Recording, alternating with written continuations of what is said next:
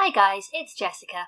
Welcome to this edition of the Quotation Bank Revision Tutorials, designed to help you in preparation for your GCSE English Literature exams.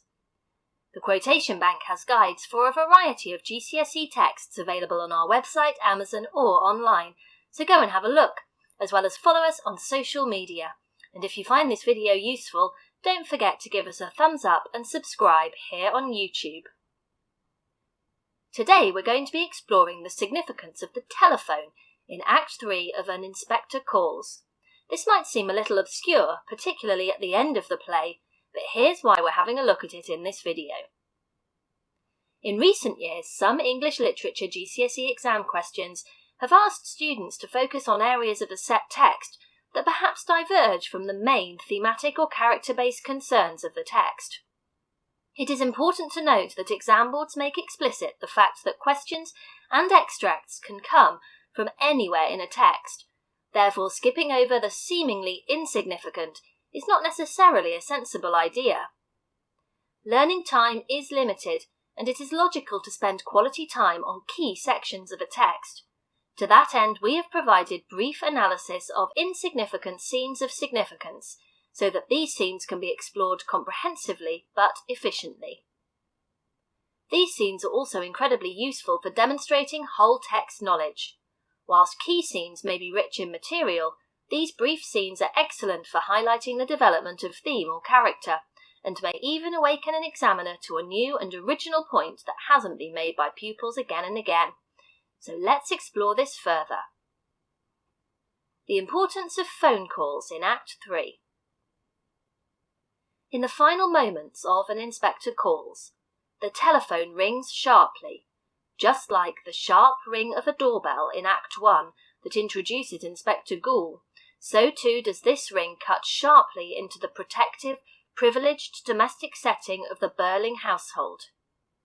The Burlings have seemingly ignored the lessons of the inspector, and therefore the audience are relieved to hear that, once again, a police inspector is on his way here to ask some questions. However, whilst this phone call has a significant impact on the plot of the play, there are two other phone calls in Act 3 that, although apparently less significant than the final call, have an effect on the audience. The final phone call to the Burling household comes from the outside world. It is a call designed to break down their privileged status. Yet both the call by Mr. Burling to Colonel Roberts and by Gerald to the infirmary are calls made from inside the protective domestic sphere, and are designed to help protect Gerald and the Burlings from the outside world.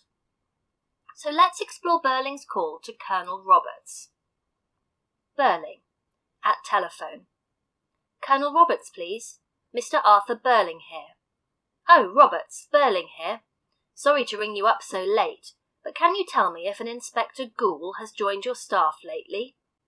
Goole. Goole. A new man. Tall. Clean-shaven. Here he can describe the appearance of the actor playing the inspector. I see. Yes. Well, that settles it. No, just a little argument we were having here. Good night. He puts down the telephone and looks at the others. There's no Inspector Goole on the police. That man definitely wasn't a police inspector at all. As Gerald says, we've been had. This phone call enhances the idea that institutions mentioned earlier in the play, be it Lord Mayor, magistrates or aldermen, are simply designed to maintain the capitalist patriarchal control of power held by elites. The title of Colonel Roberts should garner great respect and dignity, but instead Burling is happy to ring you up so late, simply to settle a little argument we were having here. And Roberts seems happy to oblige. The police force, supposedly meant to serve and protect the general population, have been reduced to the level of Edna at the beginning of the play, someone who can be run for day or night to serve the whims of the upper class. Furthermore, whilst the use of the full name, Mr. Arthur Burling, would have been a common formal greeting, it still signifies that Burling views himself of great importance, introducing himself with pride and power.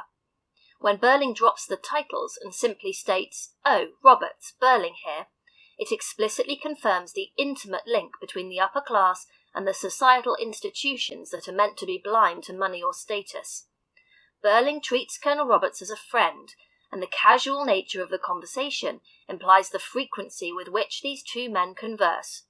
We know, after all, that Roberts is an old friend of mine, and that they play golf together sometimes. Matters of life and death amongst the working class have been reduced to chatter between golfing buddies. Now let's explore Gerald's phone call to the infirmary. Gerald. Anyway, we'll see. He goes to telephone and looks up number. The others watch tensely. Brumley 8986. Is that the infirmary? This is Mr. Gerald Croft, of Crofts Limited. Yes, we're rather worried about one of our employees. Have you had a girl brought in this afternoon who committed suicide by drinking disinfectant? Or any like suicide? Yes, I'll wait. As he waits, the others show their nervous tension. Burling wipes his brow, Sheila shivers, Eric clasps and unclasps his hand, etc. Yes?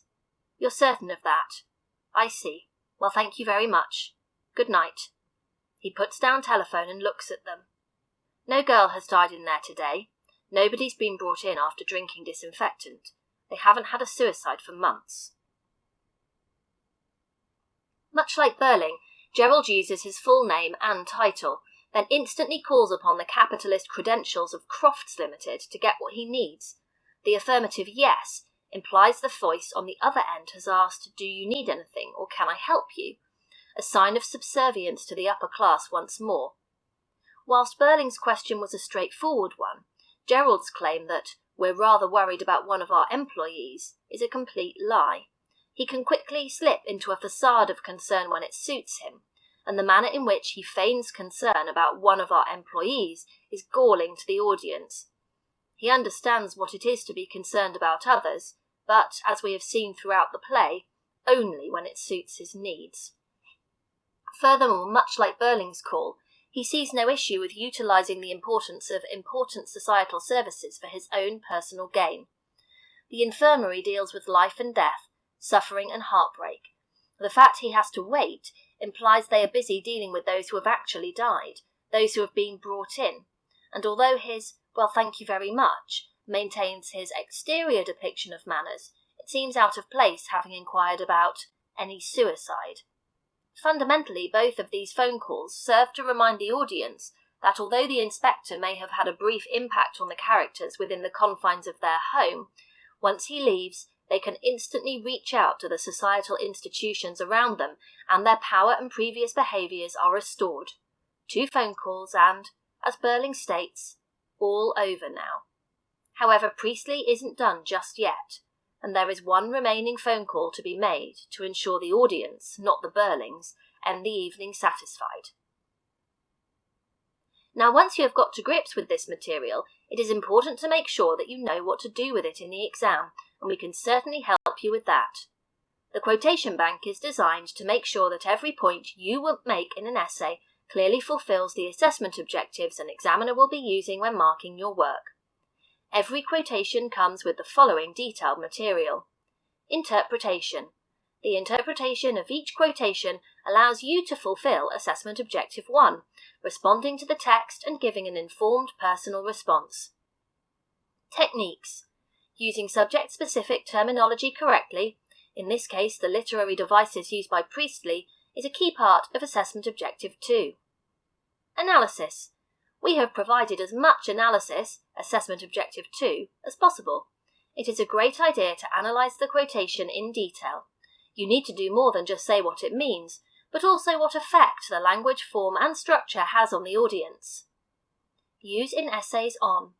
Your answer needs to be focused to fulfill Assessment Objective 1. This section helps you choose relevant quotations and link them together for a stronger essay. That brings us to the end of our analysis for today. I hope you found it useful, and if you have, do give a thumbs up and subscribe for more videos from the Quotation Bank. Don't forget to check out our study guides, where we provide analysis of 25 key quotations, as well as being full of essay plans, revision activities and more. They're available from our website and other online stores. And follow us on social media, send us a quotation and we'll try to help you out with your analysis. Thanks for listening and good luck with the exams.